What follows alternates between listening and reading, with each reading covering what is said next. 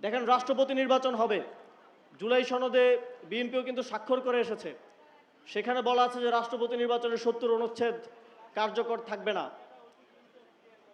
তো বিএনপি আগের অবস্থাতেই, আগের ব্যবস্থার মধ্য দিয়ে আবার রাষ্ট্রপতি নির্বাচন করছে।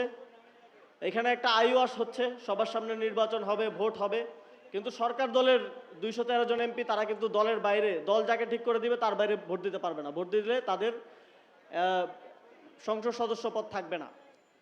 আমরা চেয়েছিলাম এবং জুলাই সনদে সবাই এগ্রি করেছে যে রাষ্ট্রপতি নির্বাচনে ৭০ অনুচ্ছেদ কার্যকর হবে না এবং এমপিরা যে কাউকে ভোট দিতে পারবে।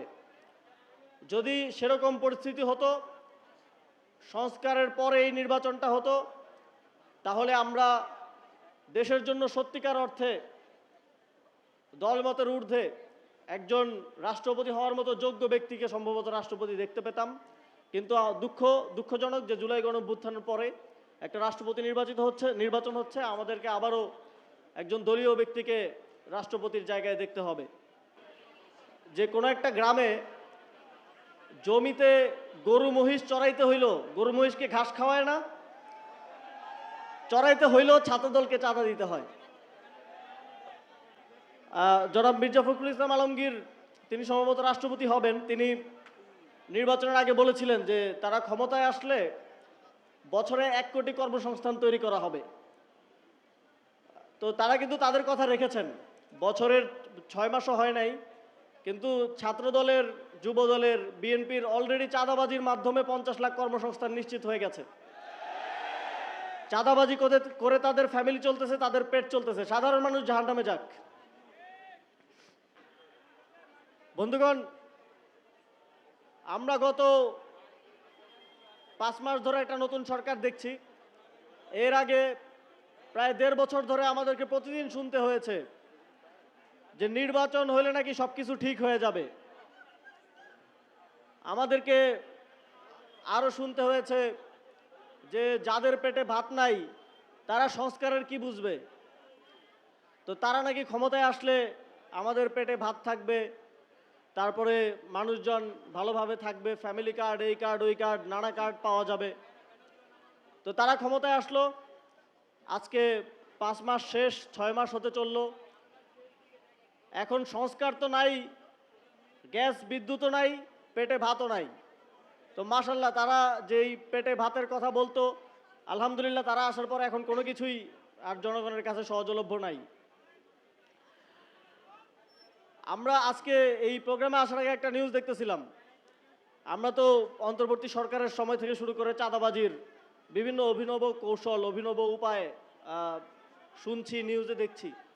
আজকে আসার আগে একটা নিউজে দেখছিলাম, আপনারাও দেখেছেন সম্ভবত, যে কোনো একটা গ্রামে জমিতে গরু মহিষ চড়াইতে হইল, গরু মহিষকে ঘাস খাওয়ায় না, চড়াইতে হইলেও ছাত্রদলকে চাঁদা দিতে হয়।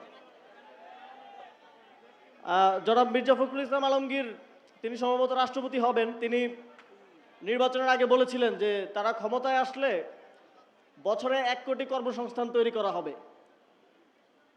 তো তারা কিন্তু তাদের কথা রেখেছেন।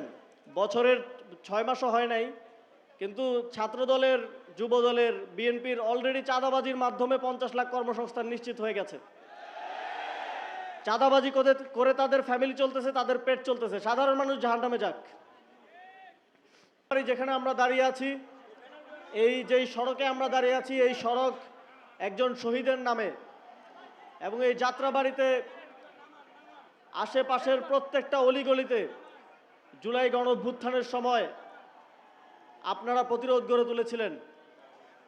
গণঅভ্যুত্থানের সময় আমার বাসা ছিল কাজলায়। আমি নিজের চোখে ১৭ জুলাই থেকে দেখেছি যে এখানে মাদ্রাসার শিক্ষার্থীরা, সাধারণ জনগণ, আমাদের অভিভাবকরা কিভাবে প্রতিরোধ গড়ে তুলেছিলেন, কিভাবে দখলে রেখেছিলেন। যখন ইন্টারনেট বন্ধ করে দিয়ে সমানে গণহত্যা চালানো হলো, আমরা গুম অবস্থায় ছিলাম। তখন বের হয়ে এসে জানতে পারলাম শেখ হাসিনার সরকার সারা দেশ নিয়ন্ত্রণ নিতে পারলেও এই যাত্রাবাড়িকে কিন্তু আপনারা নিয়ন্ত্রণে নিতে দেন নাই। এই যাত্রাবাড়ি জুলাই গণঅভ্যুত্থানে সর্বপ্রথম স্বাধীন হওয়া অঞ্চল। আগামী দিনেও এই যাত্রাবাড়ি আমাদের